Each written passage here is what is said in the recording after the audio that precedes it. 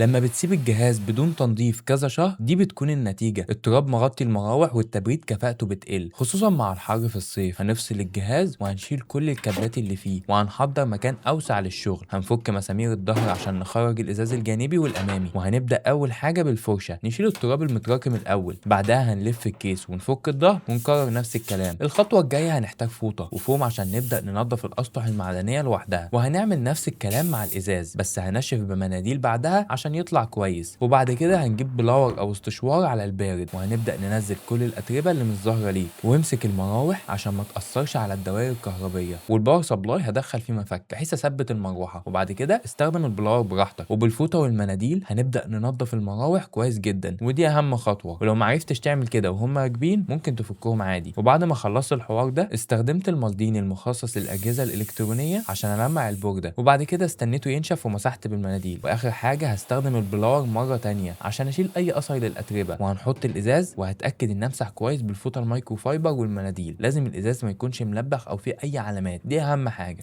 وقفلت كله زي ما كان وشلتها عشان أرجعها مكانها، وهنسمي الله ونتأكد إنها شغالة. وبس كده، دي النتيجة النهائية. استنى فيديو الكيبل مانجمنت وتفاصيل السيت اب قريب.